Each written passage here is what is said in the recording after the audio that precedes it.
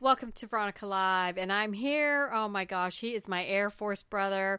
The first year we did Don and Veronica Live, I forced him to join a show with me, and you're just such a good friend. I consider him my brother. Don Arias is back on, and welcome back to Veronica Live. You're part of my family, Don. Hi, Veronica. It's so good to talk with you again, and good times indeed for that 1 year on Don and Veronica Live. Yeah, we had a great time.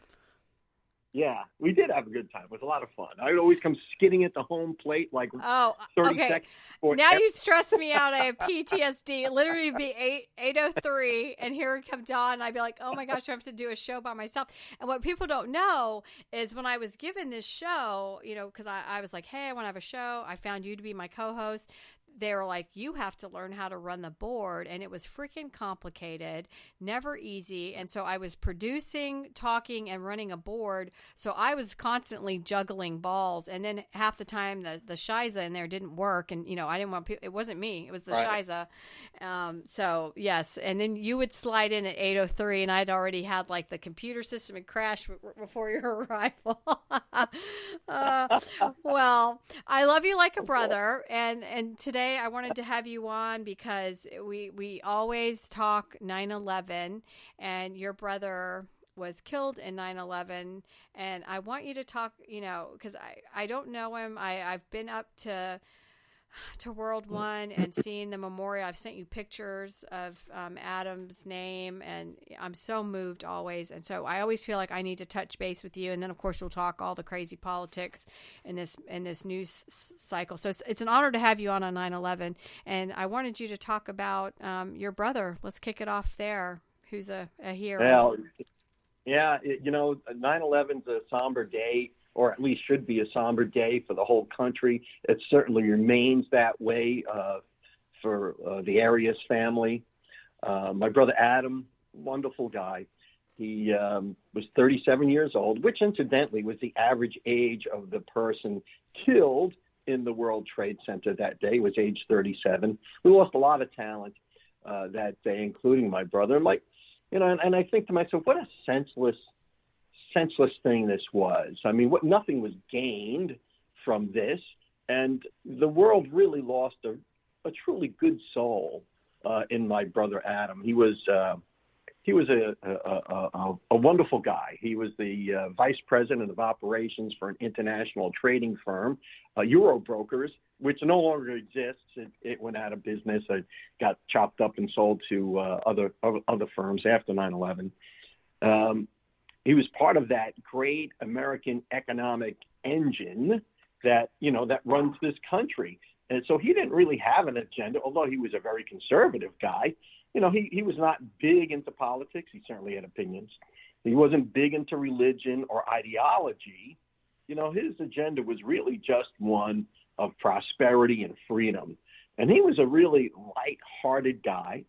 He was determined. He was whip smart. He was certainly smart. And he was a very talented singer. And we had little nicknames for him along the way. He started golfing, and we were calling him Adam Sandwedge, and he sang Frank Sinatra, so we called him Old Blue Balls instead of Old Blue Eyes, things like that. And he took it in stride, and he could dish it out the way we could take it, the way we give it. And I talked with him. Now, I come from a large family, and my other brothers worked blue-collar jobs. Both Adam and I worked office-type positions. I was in the Air Force working in public affairs, and he was, of course, on Wall Street, or at least in the World Trade Center, working in that industry. So we would trade phone calls and emails several times a week. He'd send me the joke of the day, or I'd send him a joke of the day. We'd call each other just for a quick chat on company time, what's going on up there and all that. So when 9/11 happened, and we were in this exercise, and I forget the name of it now, but it was an air defense exercise. I was working for the CONUS NORAD region, the continental U.S. NORAD region, headquarters 1st Air Force at Tyndall Air Force Base. When that happened that day, my first impulse was to call my brother. I mean, we're in this exercise. I see this TV in the corner of my office. I see the North Tower smoking. So I give him a call. And holy mackerel, he was literally an eyewitness to history that day. I mean, he saw everything, and he told me what he had seen from his office in that really brief phone call. And just as a way of background, Veronica, was that we were very busy that day. I had gone to the operations floor afterwards. I was in my office participating in this exercise, doing my public affairs thing. But I had received notification from our Northeast Air Defense Sector up in Rome, New York, that there was a possible hijacking in progress. So we didn't know. They had got a call from Boston Central. FAA called them as well, said, hey, we lost a plane. There might be a hijacked plane somewhere.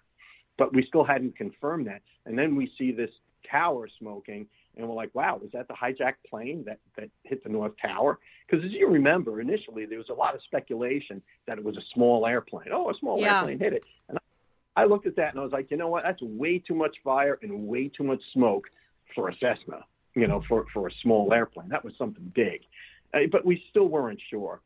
But, my thoughts were with my little brother, who was on the 84th floor of Tower 2, which is the South Tower. And I called him, like I did so many times before, in his office, and shared what I later on learned would be our final phone call on Earth. And, he in that 2-minute conversation, he told me of the terrible sights that he saw from his window. He told me about men and women who were jumping to their deaths from the North Tower. So sad. He told me about desperate people standing on windowsills, contemplating a terrible choice of jumping or burning. And this whole tragic human drama unfolded in front of my brother's eyes. And over the phone, I heard the commotion in the background of his coworkers. I heard the all too human responses of, people who are witnessing their fellow human beings, their fellow citizens, jumping to their deaths. And a lot of oohs and ahs and oh my gods, and you just heard a lot of that in the background. And it was really kind of chaotic. And I heard the urgency also in my brother's voice. And he was like, listen, man, I got to go. And I said, okay. I said, my last words to him were like, go home. And I don't even know if he heard me because we had hung up so quickly. Yeah. It was a quick conversation. And that was the last time I ever talked to him. I don't know if he heard me or not. Now, my brother was killed when Tower 2 of the World Trade Center collapsed. And as we all recall, although Tower 2 was the second to be hit, it was the first to collapse. And he had actually gotten out of the building and led his coworkers to safety. He had a secretary who refused to go. She goes, that fire's in the North Tower. What do we, I got work to do. And he literally picked her up around the waist and carried her out and said, you're leaving. And he kicked everybody out of the office, and out they went. And then he stayed around in the streets, assisting firemen and the injured. So he hung around too long. So although he thought he was home free, he was out of the tower, and the fire was in the North Tower. He got caught up in that collapse. So, he fought until Tower 2 buried him and thousands of others. And as strange as it sounds, I'm really proud of the way he died. It sounds very strange. I'm proud of the way he lived, certainly. Mm-hmm. And I would have really preferred he'd gone home when I told him to go home. But he died in the service of other people. And when you look at that, there's no better way to go than serving other people. So he did his last, what I like to call his last act of Christian charity on earth. So later that week, as everyone knows, the airlines were grounded, right? And NORAD had this condition called SCATANA, Security Control of Air Traffic and Navigation Aids, where they essentially grounded everything, all commercial air traffic. It was incredible. People forgot what that was like. Yeah. and all air traffic was military. And I got a C-9 ride from Tyndall up to Willow Grove Naval Air Station in Pensacola. And I remember talking with the pilot on the way up there. He goes, man, it's weird. He says, I don't hear any chatter. He said, it's so quiet. And, your husband's a pilot. He knows what it's like. You hear a lot of stuff. There's people talking. There's stuff here, He says they didn't hear anything. It's just spooky quiet. And I got to Willow Grove, and I hitched a ride from there to my old firehouse in Manhattan. And there I managed to get a ride from the NYPD down to Ground Zero to report on conditions on the ground. And I filed a report from Ground Zero, won an award for it and all that. But it was the report from Ground Zero. That's what it was called. I've never seen that. You need to share that with me. And of course, my ulterior motive to going to Ground Zero was not just to file this report, but was to look for my little brother. Right. And when I got there, me and Lewis, you remember Lewis, a cameraman over at the First Air Force. He's still there, by the way. He and I got into Ground Zero. We started shooting, and we looked around and was like, "Oh my gosh!" It was like, the rubble was piled 6 stories tall, and I looked around and I was like, "This is an impossible task. I am never going to find my brother in this mess." I mean, I looked around, I talked to people, and there's just no way. And if you look at what the World Trade Center was, what a huge edifice it was. It was 110 stories tall. It had an acre of office space on each story. Oh my gosh. And it collapsed down to about 6 or 7 stories of rubble times 2. So when you look at this monumental mess, there was just, I'm surprised anybody walked away from that at all. I'm surprised anybody could have survived that, and most did not. But I didn't find my brother that day, but I did file the report and all that. And I stayed in New York for a month with my family. But in one of life's little mercies, his remains were recovered and returned to us 10 days later. And we were able to put him to rest in a family plot on Staten Island. So, since that time, I've only been back to Ground Zero twice. Once was on the first anniversary, where my brother's widow was a reader. She was reading names, for that first ceremony. And then several years after that, when the museum and memorial were under construction, my kids wanted to see it. My son Nicholas wanted to see it. We took him there. But I haven't been back since. And I heard it's a very emotional place to be. And one day, I suppose I'll screw up my courage and go visit. But in the meantime, I try to observe it as best I can. Like today here, I did a little thing down in Lynn Haven, did a little speechifying at a memorial ceremony. And then me and my family went to the 9/11 memorial down in Panama City and, laid some flowers at the memorial. So that's in our own way we observe that. But since retiring from the Air Force, I kind of rededicated myself to being a good citizen and being an advocate for 9/11 families. Like my brother so poignantly demonstrated, it takes a little extra effort to be a good American and to be a good person. And I know you're one of those. You're one of us, Veronica, because talk about extra effort, and it takes a little extra effort to not only honor those who perish, but honor those who protect us still, and not just military. I'm talking about first responders. When you look at the body count from 9/11, it's breathtaking when you think about the scope of it. I mean, it was 3,000 people were massacred in the homeland that day.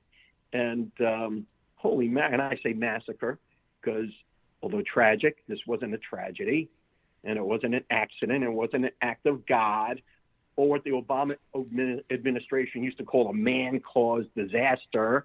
This was an insane and bloodthirsty massacre of non-combatants. Yeah, non-combatants, and children. Which I wanted to say, Terry Strada, who you introduced me to, she's been on my show a bunch. She's coming on next week because she's doing some sort of terrorism thing up in New York. And she's in a Newsweek article today. And part of the Newsweek article says 9/11 Families United Chair Terry Strada wrote that evidence showed the Saudi government was deeply intertwined with al-Qaeda in the decade leading up to the September 11th attacks and provided al-Qaeda with crucial support that enabled them to plan and carry out their deadly mission. Do you feel that way, Don? I know that way. I don't just feel that way. The evidence is there. There was a smoking gun video shot by a person by the name of Omar al-Bayoumi, who prior to 9/11 was doing recon for the terrorists.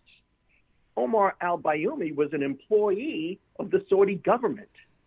Saudi officials in this country helped this guy, gave him money, and they actually threw a party for two of the hijackers in San Diego, where they all introduced each other to the Muslim community in San Diego to lend aid and support to their two holy warriors that they brought over here.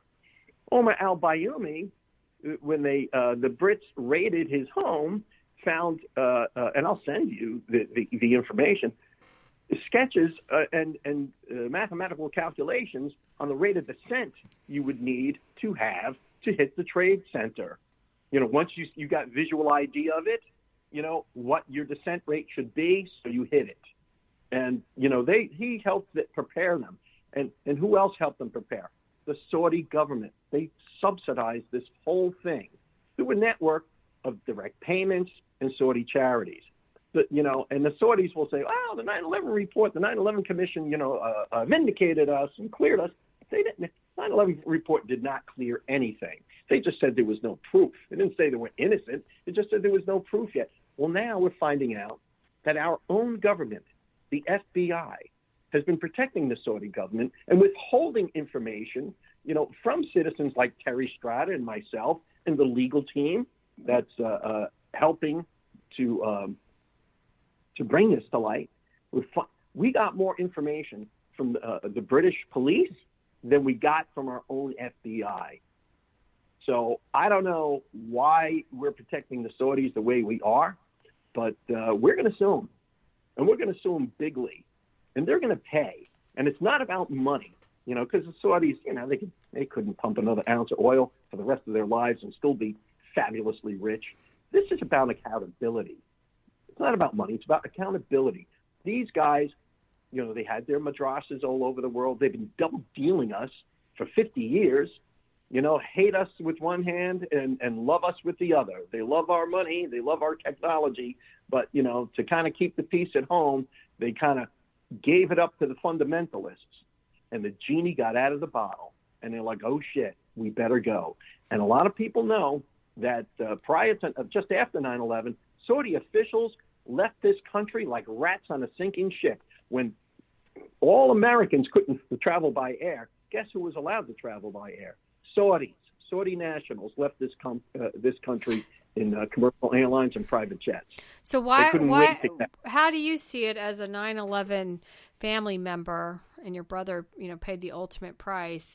Why does our government think that Saudis are more important than people that were killed, innocent non-combatants? You and I talk about this, we've talked about it for years. Non-combatants shouldn't be put in harm's way. And now you've killed, 3,000. It's about money, Veronica. It's about money. I don't think people understand how fabulously rich the Saudis really are. And they could, with probably a couple phone calls and a little effort, stop the U.S. dollar from being the reserve currency of the world, which would mean economic doom for the United States. I mean, they are heavy hitters in the world of finance. And I think that is what they lord over our country. So, and of course, they have an army of lawyers and lobbyists in Washington, D.C., that are there to warp U.S. policy in their favor. So I don't know how deep the tentacles of the Saudis go into our government, but it's deep enough to slow the FBI's role on giving us evidence of Saudi involvement in 9/11. Very clear about it, and you can see it, and I'll send you the link. There is a video out there that is quite public, the Al Bayoumi video. It says, "Here we are, my brothers. Here we are. We're in the Viper's Den." And he's walking around Washington, D.C. Here's the Capitol. Here's where they park their cars. I mean, this was a recon mission. And it goes much deeper than that, Veronica. And when you follow the money, all of that funding that those hijackers had, 16 of the 19 were Saudis, lest we forget, all that money goes back to the Saudi government, the Saudi intel agencies. And, the head of Saudi intel at the time was a member of the royal family. So I think the legislation, our friend Terry Strada did a fabulous job of passing JASTA, the Justice Against Sponsors of Terrorism Act. I believe that was back in 2016 or 17, allowing us to sue the Saudis, because before that we couldn't sue a sovereign nation. There was I think it's called the FISA Act, the Foreign Sovereign Immunity Act, was amended because of Terry's efforts to say, you know what, if you inflict harm on our citizens, guess what? Our citizens can sue you now, Saudi government. And now she's pushing some other or promoting some other legislation that's going to provide for more transparency in that. And she can tell you much more about it because she's the expert. But I'm very angry with our government, our intel agencies, our FBI, and certainly the Saudis. The Saudis are what they are. We know what they are. Well, it's just shocking that our government wouldn't protect or want to protect Americans, and that you care more about it. But we're seeing that with the gushing, I always say gushing border that we have. They don't care about us. It's all about a power, and I guess what's going to, make their bank accounts bigger. I wanted you to touch on also, before we talk a little politics, you've been down to Gitmo and Khalid Sheikh, what's his name, KSM, Mohammed. You've looked him in the eyes. Is anything? What's the latest on that? I just feel like these people are at Club Med. Actually, somebody insulted me on X and said I needed to be arrested and taken to Gitmo. So that happened. I think that was last week. And I was like, I know I'd like the food, and I think they get cable. It's funny because the liberals have been fighting to close the center. They were fighting to close this detention center for a very long time down at Guantanamo Bay. And then my dad, who passed away several years ago, he said, no, they're going to keep it open. He says, they're going to keep it open for guys like you, Don. And that's okay, so you've had the insult before, too. Yeah, so it's like you and me will be cellmates in Gitmo. Yeah, we'll be, I like you, so we'll have fun together, and I'm sure we can golf. They're probably paying pickleball now, So long as I have my access to my X account that today went over 5.6 million views, and I've gotten like 700,000 views in the last 3 days. It's amazing what a Kamala debate will do for me. Oh my gosh, yeah, and we'll have fun down there. They've got a $700,000 soccer field that they installed for these mutts. Oh shoot, I can't run as fast with my fake knee. Okay. Yeah. Yeah. Well, are you frustrated because there's been no money from Saudis? These people are still hanging out at Club Med. The families are still in limbo. Today I saw there was a story like 40% of people still their DNA hadn't been ID'd, our DNA technology is not where it needs to be from 9/11. Yeah. So what's the answer, Well, and why hasn't the Saudis just sucked it up? And I've said this to you, I think, and Terry before, just written each family a $10 million check. They've got money. I was just in London, and the Saudis were all driving Bentleys, Rolls. All the wives had Birkins. They were in Harrods buying everything from top to bottom. They have the money. They have the money. Oh, it's not about money. They don't want to admit their culpability in this thing. Well, just say, we didn't do it, but we're sorry. Since it was our people, here's a check. Let's kumbaya. Yeah. Close this thing. It's not that hard. We're going to have to wrench it out of them. And even after you get a judgment, good luck collecting. We already have a $4 million judgment against each individual has a $4 million judgment against the Iranian government for 9/11, for their involvement in it. They were peripherally involved. And have we seen a dime of that? Nope. Well, because we keep giving them money. So instead of giving it to Iran, let's give it to the families who've paid the ultimate price. I learned an interesting fun fact. There are more $100 bills, like 2/3 of the $100 bills in existence are outside of the United States. They are not inside the United States. Well, and I'm I saw them in London. Yeah, they're all on pallets in Iran somewhere. So I don't know. Which I learned in London. The Birkin is like when you're like one day somebody like I was making a joke about. I think it was Hillary that she's probably buying Gucci's or something. And somebody was like, that's not what rich people buy. It's Birkins, okay? And I think they start at like $25K a pop. Well, when I was in London, everybody had a Birkin. And the Saudi wives even had cute little Birkins on a strap. So there's money to pay the 9/11 families. I'm telling you, Don. Yeah. I've seen it firsthand. Yeah. Oh, they're fabulously rich. They're just not honest people. They're not honest brokers. They're withholding information. They're denying the obvious. The smoking gun video, they can't explain it. You know what they said that was? They said it was, it's just a tourist video. He was just, looking around town, and it was a tourist video. And once if you look at the language this guy uses and saying, yes, this is where the demons dwell, here in the Capitol building, that's a tourist video, Oh my and this is your target. That's a tourist video. It's outrageous. It's outrageous, Veronica. Well, I just had a guest on, and he was a New Yorker, lives in New York, and economist kind of guy, writes for Newsweek, and he actually saw both airplanes hit the tower, and he said what changed him. This was so interesting. That changed him, that he became overnight pro Second Amendment, because he goes, the thought of somebody taking down planes by box cutters, he's like, what if people had weapons, a gun on the airplane? And so it was like an instant conversion for him. And the other thing he told me was he feels like, and you tell me if this is how you feel, that today we have more terrorist threats. We're more unsafe today than 9/11. And I feel this way with our 10 million unvetted people. I think there's 300 on the got-away list that are terrorists, that they're sleeper cells waiting to take action to cause another 9/11. How do you see it, Don? Oh, we're whistling past the graveyard on this one.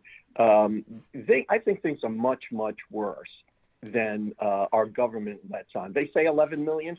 It's got to be 20 million minimum in this country. Gotaways. How many gotaways do you know? If they're gotaways, by definition, you didn't catch them. It's not like you caught them and they were faster than you. It's just they came over the border. So we really don't have a good idea how many gotaways are really in this country. And we might have stopped dozens of known terrorists, but how many unknown terrorists have come over? How many unknown terrorists are gotaways that we don't even know are in the country? I mean, we are not all seeing and all knowing, as 9/11 will attest to. And it is 9/10 in the United States of America today. It is 9/10, and it's going to be 9/10 until the other shoe drops. So it's not a matter of if, it's a matter of when something dramatic happens here. And I think it'll be very soon. I'm surprised something didn't I hate today. That, but I do feel that with you as well. And so I assume last night, I know we were texting, and you watched the debate with darling Kamala, and it was a cage match fight with Trump 3 against 1. I've put all over, and this is what's made me get like 700,000 views this week, because there was the picture of her with her little hand under her chin, and I was like, okay, thanks, Karen, with your scripted lines. And literally, I don't even know how many times this has been shared. I just felt like she was so scripted. And then to have stupid journalists, which when Trump gets in, that I pray we've got to clean up media as well, because they were just, fact checking him. The facts weren't even right. I'm sorry. People in Ohio, Hades have been eating cats. I've seen the videos myself, and there are even more of them today. So, when journalists don't behave as journalists, so it was 3-on-1. So how did you see the debate last night? I mean, at one point, my alpha male fighter pilot husband, I think had enough of Karen. He made it halfway through, and he's like, "I'm done," because it was so awful. Yeah. And, I just have one big question. It's just, I wonder how many people had "they're eating the pets" on their debate bingo card. I mean, I didn't have that on my card, but anyway. I didn't have that Trump was like offering Kamala a MAGA hat. Yeah. And she was like, "What?" So yeah, I'm going to get you a MAGA hat. Yeah. Well, listen. I think Kamala overperformed, and I was shocked actually. She had her. You could tell she was well rehearsed, well scripted. She was able to pivot quite well, and I think she accomplished what she set out to accomplish. Because when you look at the split screen, she comes across as the reasonable one, and he comes across as the angry old man. And I think she even called him that at some point, that he was angry, Oh, yeah. So mission accomplished for her. But, we know the game. And I think most Americans know the game. And it's, the proof is in the pudding. I mean, look at her record. 3.5 years of crisis after crisis, war after war, rampant inflation. And that's what she delivered. Why? All of a sudden she's going to be a new person? She's a new generation? Nah, it's more of the same. It's, same circus, different clown. That's all. So, and she's not going to be running anything. Just like Joe Biden is. She's going to run the country just like Joe Biden. And he's not running it, and neither will she. It'll be the oligarchs who finance their power grabs that'll really be running the country. And you'll have the ilk of Jake Sullivan and people like that just going on with foreign policy. And I said one thing, and it sounded rather alarmist, but it's probably true, that President Trump said, you're going to get us into World War III. And I think that isn't within. I think that's in the realm of possibility, because these people are so stupid. They really don't know how to negotiate. Well, they don't even do their job, Don. We have a president that is, they complain about Trump being on the golf course, but I feel like Trump's everywhere all the time. And Biden's been on the beach for, they said 4 years worth of vacation. Who knows who's running the government right now? And look at all the conflicts that we've got going on. China's like, drooling over Taiwan. Ukraine and Russia's still a mess. And then Israel, those poor people, we keep flying people over there to tie their hands. Yeah, I agree. The place is a mess. And I think it's only a matter of time till something really awful happens. I hate to say that. These guys, I think that what President Trump has that Kamala does not, because although she tried to prove her middle-class bona fides last night, but growing up and her mom worked and all that nonsense. Which we debunked that she worked at Mickey D's, a.k.a. McDonald's. No, she's truly the karma chameleon. She'll do or say whatever it takes. And, just ask Willie Brown. He'll tell you. I mean, which a bunch of videos surfaced yesterday. I don't know if you saw it on X. I love X. That is my new, if you're political, you've got to be on X, and then you'll have almost 6 million views. But it was a video of her. She's with him. And then somebody goes, "Are you his daughter?" And she oh my gosh, the fangs came out, and he was actually so not attractive. Oh my gosh. Yeah. So I think President Trump understands human nature much better than they do.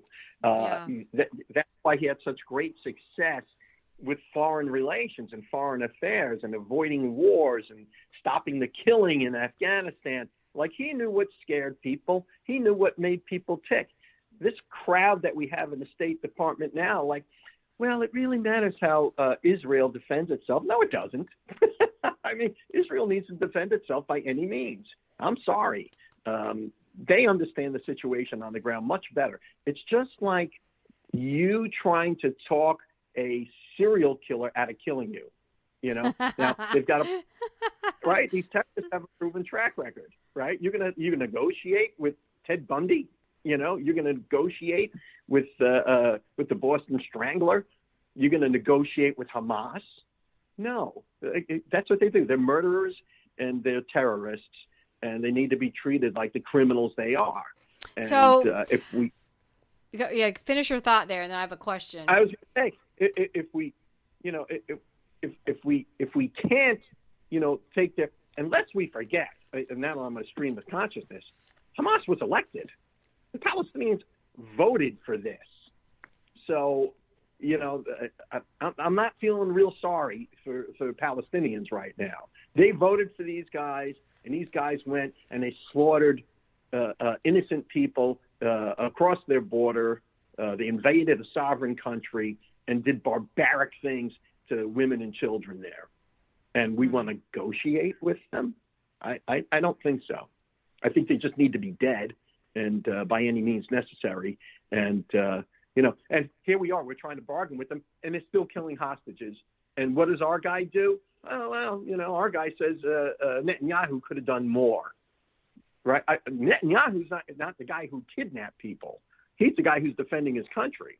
Well, because October 7th was their 9/11. They've said it. It was their 9/11. And who the hell did what they did to children and women, and again, non-combatants? And then so this guy that I just had on, you know, he talked about it's ideology. Like all the Saudi guys all had money. You know, Osama bin Laden was worth $100 million. They don't care about money. They care about pushing their ideology, and if that means killing and hurting people, they're okay. Well, I wanted, this is breaking news. Pollster Frank Luntz, that we all see all over national news, has told Piers Morgan he thinks Donald Trump's debate against Kamala has cost him the election. So if I could flip somebody off, which I don't do that because I'm too old to do that, I would do that now on X.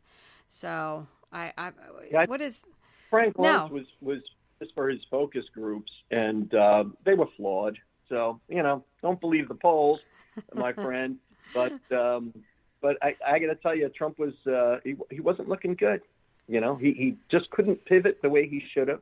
Well, and I think it's when you have three people beating you up, it's like he was out in the playground and the bullies were jumping on top of him and sucker punching him, you know, and so he gets mad because it was horrific. And I will say, I was on X tweeting the entire time, following famous people the entire time, and today I've been looking at X. Everybody agrees it was not a fair debate. It was not a fair debate when you have the press standing up for you.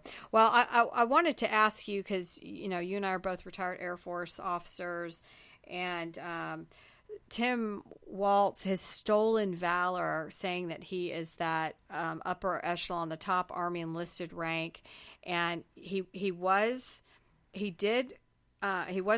chosen for it, but he didn't serve the time to wear it or do the schooling he needed to do to retire with it. So he retired as an E8, not an E9. Yet all of his stuff, Don, all of it, to include the video welcoming him on the DNC stage, to include the policies that Kamala slipped through the night Sunday night at like 10 o'clock at night. I'm going, well, who does this at 10 p.m. on a Sunday night? Say that he was the E9 rank. And then I saw Megyn Kelly interviewed a bunch of enlisted that worked with him and the guy that took his job. What is wrong with him? He has been told to stop doing this. And he continues. It even says in the policies that he was the highest ever congressman, the highest, you know, like enlisted troop ever to serve. Yeah, and it's a lie. You know, now, you know, they're counting, and he gets cute with the language. You know, I achieved the rank of E9. Yes, temporarily, and then when you didn't finish the program, you lost your achievement, you know, and you went back to E8. And you have to wear it for 3 years. And remember, he refused to go to Iraq with his troops. Yeah, he'd rather run for Congress than go to Iraq. Now, listen, that's his right. He served, 22, 24 years, whatever it was, and he'd done his time, and he decided he wanted to run for Congress. That's great. You know what? You did your time. You're getting out. you're doing it as a, and you and I were Air Force, we weren't Army, but the Army's a very different culture. You know, right. We have air conditioning, and I flew a desk. Yeah, but their culture is like, you're the command sergeant major, right? You're going to run through hell with 2 gas cans for your men, right? You're going to walk on razor blades for your people, and that's the culture there. He didn't do that, so there was a lot of hurt feelings that he decided to retire when he did, just prior to a deployment to Iraq to run for Congress. Again, totally legit. But don't get out and say you're some sort of war hero, that, oh, this was the weapon of war. We shouldn't have weapons that I carried in war. Dude, you were never in war. You were deployed to Italy. He did his deployment honorable. You give him that. But he didn't deploy to war. His weapon was a cappuccino, because when you go to Italy, you get a lot of cappuccinos. Veronica, he's just a little too cute with the truth, you know? Well, but he's been told to cease and desist and to stop pushing this out. And it came out Sunday night in the freaking policies in the veterans section. I'm like, these people, everything's a lie. Everything's a lie. They're driving me insane. Well, and they're also, just a small fraction of the U.S. population has ever served in the military. So they're counting on people's ignorance. Saying, well, the guy who achieved the rank, it's like. Well, you and I know what our ranks were.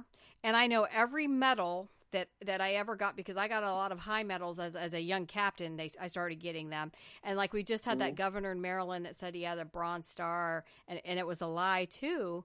And and people are like, and everything has been like, oh, he misspoke. He misspoke, and he's been told not to misspoke.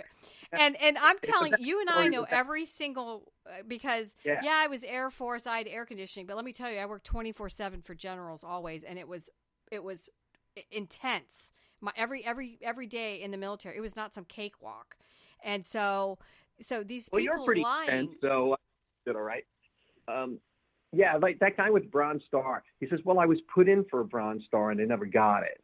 So it was from an old bio, but he didn't wreck the record. Why would you claim that?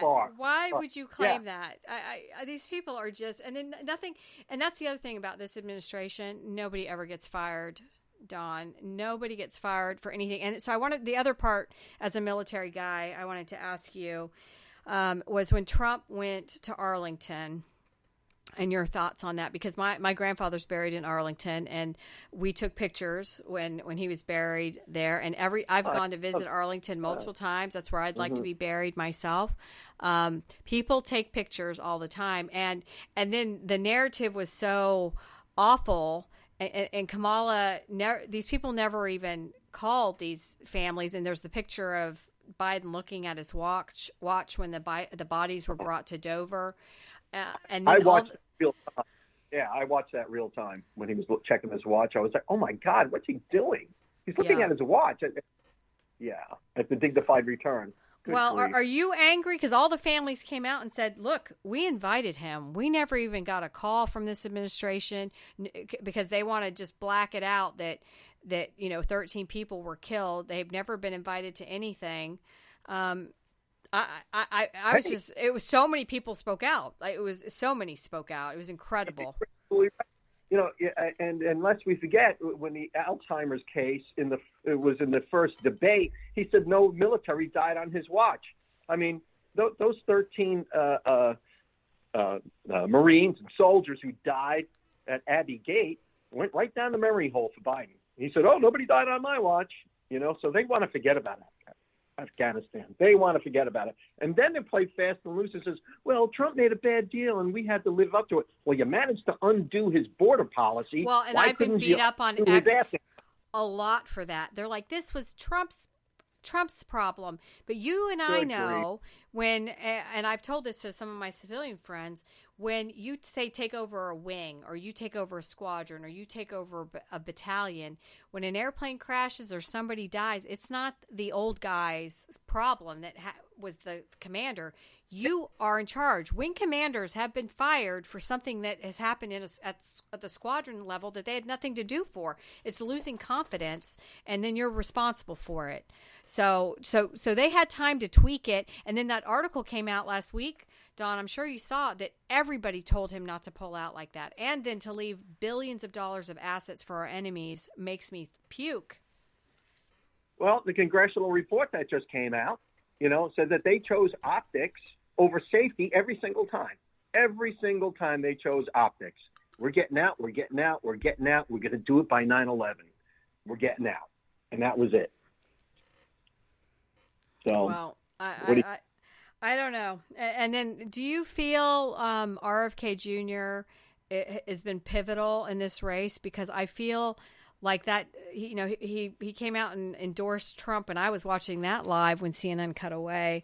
I feel like the history books are going to look back at him and say he is what helped deliver the White House to Trump with his people. And I've seen all these people on X. I actually was on an X space yesterday, and a liberal that was for him was like, well, I'm now for Trump because of RFK. I'll follow him anywhere. Do you feel that way? Well, he's a man of conviction, and I greatly admire RFK Jr. I mean, I really do. Whether or not he's going to move the needle enough to swing an election, I don't know. Because I think because we're looking at that, it's going to be won by a very slim margin in just a handful of states.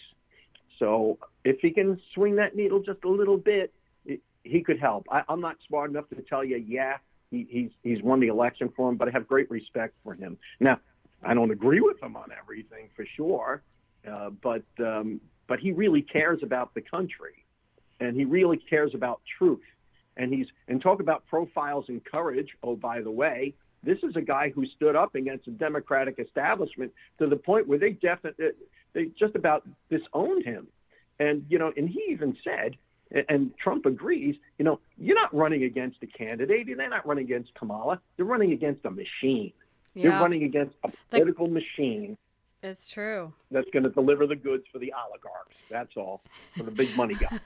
Well, on a funny note, because I have to ask you, because I know you love Taylor Swift. You're a Tay-Tay person, I'm sure. For her to come out last night with the endorsement after, I was like, oh, and that's been more of the story. Not that Kamala didn't answer questions on economy, that she lied, about Charlottesville and bloodbath and cops dying at J6. So no, it's Taylor Swift has endorsed her, Don, with a huge long statement that I'm sure you read before you came on with me today.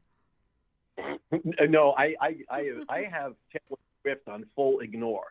So if I were a 14-year-old girl, I'd probably be hanging on every word. But let's hope they're all 14 and not 18 to vote.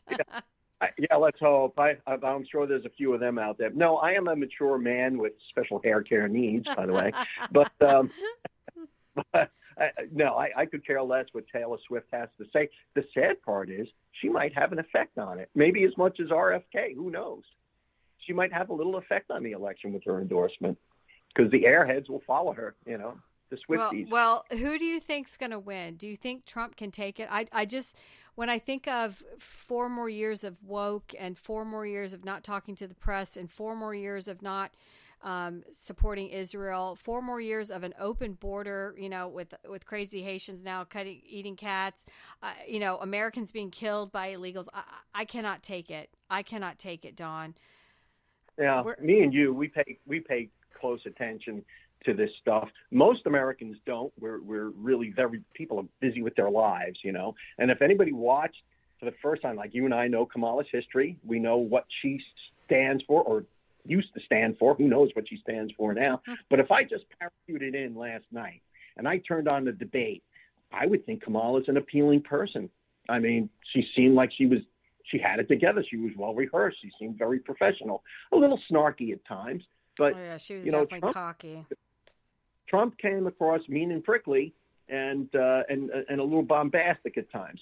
Now we've got another debate, and he's got another chance to Well, I was to do shocked it. Now, she agreed to the debate, but the stories I'm seeing are because of the fumbles that she made lying that nobody called her on, that's why she's doing well, it, because today there's all the stories out, of all the lies. yeah, well, her goal was to get under his skin and get a reaction, and mission accomplished. She did, with the aid of David Muir and that other lady, whoever she was. Yeah, you could tell just from the body language they did not like Trump, particularly the woman who was there. And you're right; they called him out on things and called her out on nothing. So, and the follow-ups were pretty weak, I thought. So, well, she got no follow-up. So do you think Trump can pull it off, Don? Gosh, we need our country back. I think he can if he has a good second debate. I think it's going to be razor thin. And if he has a good second debate, I think he could swing a few people over his way. It's got to be on Fox, so it's fair. If we clean up the voting process in some states, he'll stand a fair chance. But the way it stands now, there was widespread fraud. I don't know if you heard about this bill in Arizona. Arizona passed a bill. Yeah, that said, you have to prove citizenship to vote in the state elections in the state. And 40,000 people dropped off could not vote in state elections. 40,000. That's a huge number. Could not or would not prove their citizenship. But guess what? They're still allowed to vote in federal elections. So they're not voting in state elections, but voting in federal. 40,000 people. That's enough to swing. When you look at the margin of victory the last time around, it came down to about 40,000 votes in 3 different states. Well, and this is happening now too, because this happened today. Mike Johnson pulls the vote on the CR, which had the SAVE Act attached to it. So, and the SAVE Act, that was going to be nationwide. You have to prove you're an American. And I'm like, come on, Republicans, can you not get that to the frickin' finish line?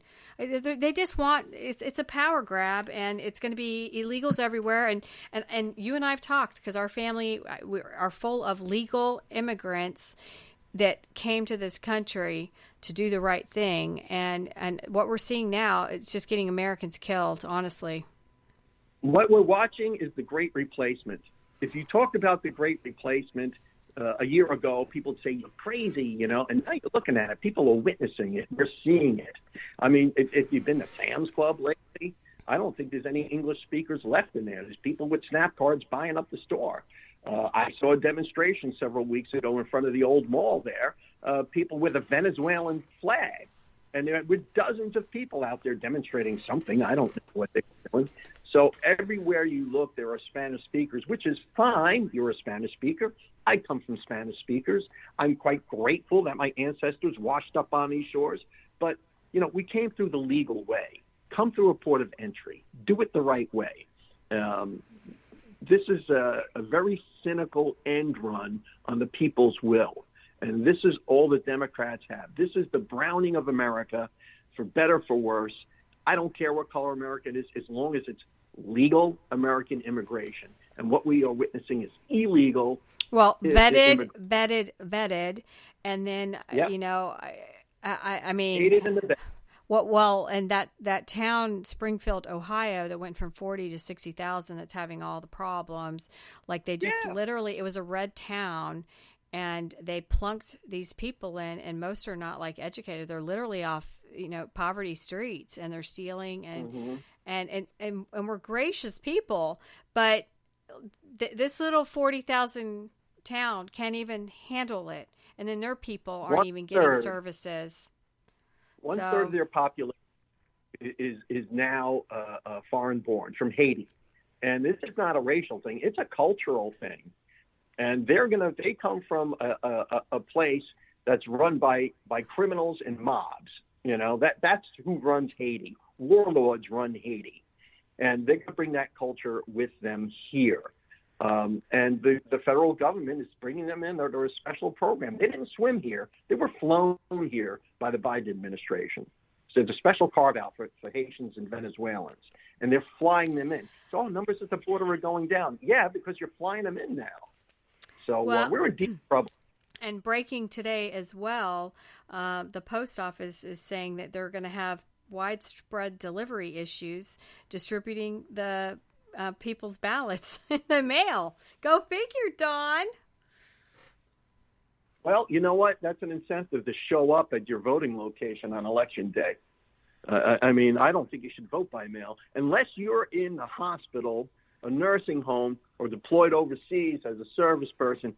There's no way you should be able to. I think we should, instead of having election month, we should have election day.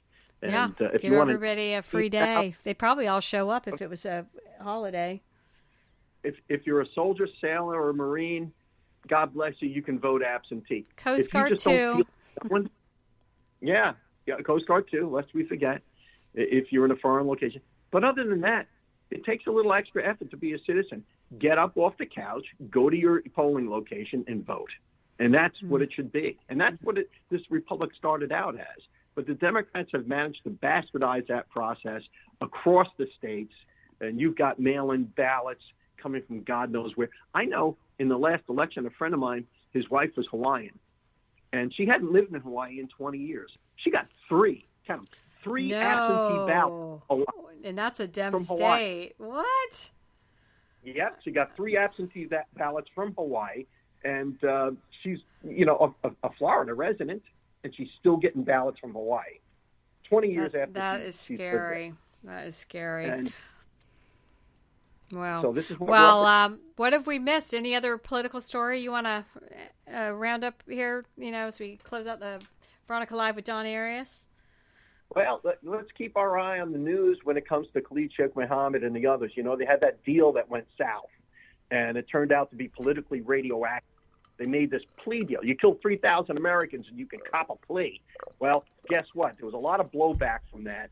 And that's when Lloyd Austin swooped in as a Secretary of Defense and said, wait, I'm using my authority as a convening authority to pull this deal off the table because the subscript is it's an election year, And Biden couldn't get out there fast enough to say, oh, we got nothing to do with that. That's the DOD. That's nothing to do with us.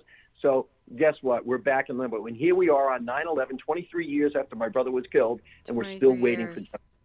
And 23 years. Close us out with something that was special about your brother.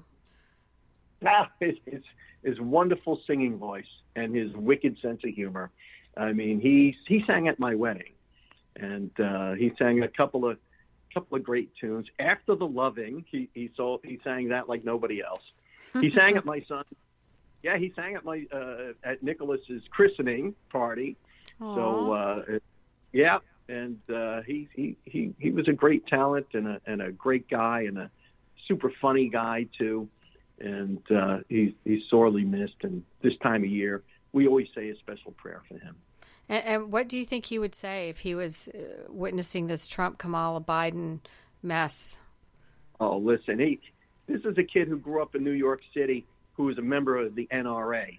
I don't think he ever owned a gun, but a member of the NRA. He was a NASCAR fan, but he was a NASCAR fan who wore a suit, So we would have liked him. Yeah, loved him. You liked him. He was a sophisticated and redneck all at once. So God bless you, Don, because you're always fighting the fight, and you've done all kinds of Fox News interviews, and it's and to think 23 years later, I mean, you're still fighting the fight. I know it's not over, but united we stand. I've got my license plate on my car that I've had for years now, and I'm always there as your Air Force sister. Well, I appreciate that, Veronica. Thank you so much. I appreciate it all. And let's just keep pushing for justice. Let's hold these people who inflicted this harm upon us to account. And that's not just KSM and the soldiers in jihad. That's the people who financed it. And I'm talking about the Saudi royals and their government. Well, it's been a pleasure. We've had Don Arias talking about his, reflecting on his brother's story at 9/11, Adam Arias, and may you rest in peace. And Don, I'll have you back. You know that. Love my brother, my Air Force brother. Thanks for joining Veronica Live. Love you, my friend. Thank you.